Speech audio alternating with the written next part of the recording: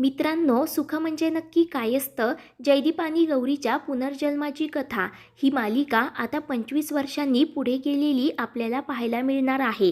आजच्या भागामध्ये माई पेटती ज्योत घेऊन देवी माईच्या राजावाडी येथील असलेल्या एका मंदिरामध्ये येतात, जिथे मंदिराला कुलूप लावलेलं असताना माई चिडूनच ते कुलूप तोडून काढतात आणि रागानेच देवी माईला म्हणत असतात की माझ्या घराचा इस्कोट करून तू इथे येऊन बसलीस का? माझ्या घरापासून तुझी सुटका झाली असेल, परंतु माझ्यापासून नाही, असं म्हणत माई आता जोरजोरात घंटानाद करत असतात. तेव्हा तो घंटानाद ऐकून गावातील सर्व लोक म्हणत असतात की या म्हातारीचं करावं तरी काय? पौर्णिमेच्या दिवशी ही घंटानाद करायला चुकतच नाही. हिच्या अंगात कोणतं भूत शिरतं कुणास ठाऊक. तेव्हा आता गावातील सर्व लोक त्या मंदिरात येतात. तेव्हा पुजारी चिडूनच म्हणतात, ऐ म्हातारे, अगं तुझ्यामुळे या देवी आईला मी कुलपात ठेवलं, पण तरीही तुझं हे खूळ काय थांबेना झालंय. तर एक आजोबा म्हणतात, का पहाटे पहाटे आमची झोपमोड करतेस? माई म्हणतात, हे बघा, माझं तुमच्याशी काही एक वैर नाहीये. मी तुमची नाही तर हिची झोपमोड करण्यासाठी आले, कारण इतकी वर्ष झाले ही फक्त झोपूनच आहे. तर एक बाई म्हणते, अहो देवीबद्दल तुम्ही असं काही पण का बोलताय? देवी कधी झोपते का? माई मोठ्यानेच ओढून म्हणतात, हो ती झोपलीच आहे. ती जर झोपली नसती तर माझे जयदीप गौरी मला सोडून गेले असते का? आणि तिने त्यांना जाऊ दिलं असतं का?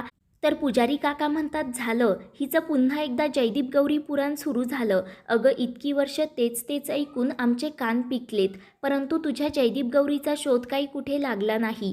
तर एक बाई विचारते, पण मला सांगा, तुम्ही त्यांना शोधत इथे राजावाडीत कसे आलात? माई म्हणतात, त्यांना नाही तर हिला शोधत आले, कारण त्या शालिनी नावाच्या कैद्यासिनीने हिला घरात ठेवलं नाही आणि म्हणूनच हिचा शोध घेत मी इथपर्यंत पोचले.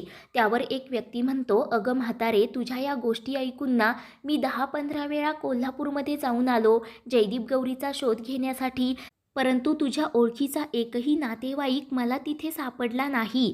तर ती बाई म्हणते, माझं ऐका, ते दोघे जर असते ना तर तुम्हाला भेटले असते. कदाचित ते या जगात नसणार, तुम्ही त्यांना विसरून जा.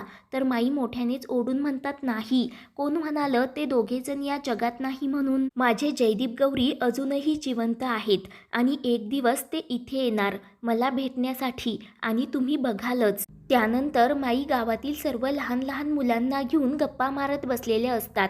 तेव्हा एक मुलगा म्हणतो, माई आजी, अगं आम्हाला गौरीची गोष्ट सांग ना. तेव्हा माई म्हणतात, गौरीची गोष्टच काही न्यारी होती. गोरी गोरी पान जणू चांदण्याची खान.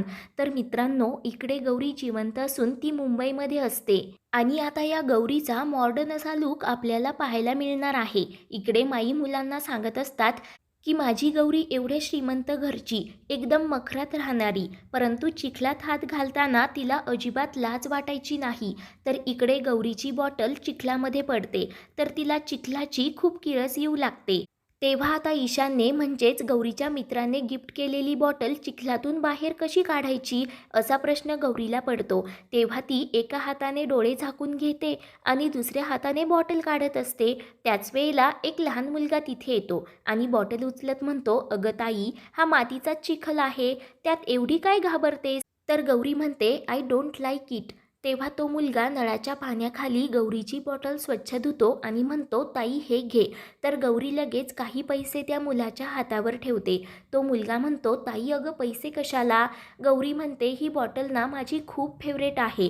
आता या पैशातून तू तुझी एखादी फेवरेट गोष्ट घे. आणि त्या मुलाला छान असा पापा देत गौरी तेथून निघून जाते. तर इकडे माई त्या मुलांना सांगतात, गौरीला जन्म मी दिला, परंतु तिची खरी आई म्हणजे अंबाबाई. तिची अंबाबाईवर खूप अशी श्रद्धा होती. तर इकडे गौरीची मैत्रीण तिला अंबाबाईचा प्रसाद देत असते. तर गौरी म्हणते, आर्या, यू नो ना, माझा असल्या गोष्टीवर अजिबात विश्वास नाही. आपलं आयुष्य आपणच घडवायचं असतं. असं म्हणत गौरी तेथून निघून जाते. तर इकडे मुलं माईंना म्हणतात, गौरीची गोष्ट तर झाली, आता आम्हाला जयदीपची गोष्ट सांग ना. तर माई म्हणतात, माझा जयदीप जणू लंडनवरून आलेला राजकुमार, अंगामध्ये उंचपुरा सूट आणि पायामध्ये चमचमणारं बूट आणि एकदम इंग्लिशमध्ये बोलणारा जेंटलमॅन. शुद्ध मराठी तर त्याच्याकडूनच शिका. तर इकडे जयदीप हा मुंबईच्या रेल्वे स्टेशनवर उतरतो. त्याचा लूक एकदम गावठी असतो, पायामध्ये कोल्हापुरी चप्पल असते. तो म्हणतो, अरे बाबा, एवढी मोठी गर्दी, इथे कोणी हरवला तर गावायचाच नाही. वेलकम अधिराज वेलकम असं म्हणत तो त्याचा साथीदार लवली याला आवाज देत असतो आणि त्याच्यासोबतच मुंबई फिरू लागतो. तर इकडे ती मुलं माईंना म्हणतात, अगं पुढची गोष्ट सांग की कुठे हरवलीस. तेव्हा माई म्हणतात, आता पुढची गोष्ट नंतर कधीतरी, जेवणाची वेळ झाली ना सर्वजण आपापल्या घरी जेवणासाठी जा. तर इकडे जयदीप लवलीला म्हणतो, ही गंगा फर्टिलायझर नावाची कंपनी आहे ना, तिनेच आपल्या शेतकऱ्यांचं खूप नुकसान केलं. आता या कंपनीचा शोध घेतल्याशिवाय मी अजिबात मुंबईमधून हलणार नाही. तेव्हा जयदीप तेथील काही लोकांना विचारपूस करून त्या कंपनीचा शोध घेत असतो. त्याच वेळेला गौरीसुद्धा समोरून फोनवर बोलत येत असते. जयदीप गौरी एकमेकांच्या अगदी समोरून जात असतात. तेव्हा इकडे एक लहान मुलगा असतो आणि त्याची आई फोनवर बोलत असते. त्या मुलाच्या अंगावर बस स्टँडवरील पत्रा पडणार त्याच वेळेला जयदीप गौरी दोघेही पळत जातात. जयदीप तो पडणारा पत्रा झेलतो तर गौरी त्या मुलाला बाजूला ढकलते आणि जयदीप गौरी एकमेकांना पाठीला पाठ लावून उभे असतात. तर आता दोघांचाही एकमेकांना स्पर्श होताच दोघांच्याही काळजाचे ठोके वाढतात.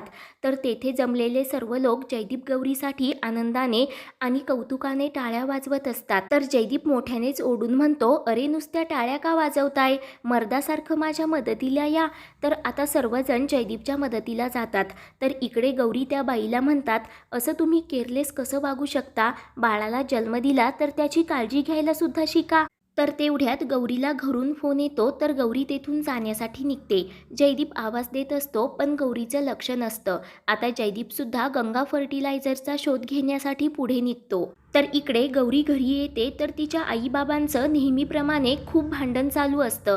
गौरी हेडफोन्स लावते आणि त्यांना इग्नोर करत आपल्या रूममध्ये निघून जाते.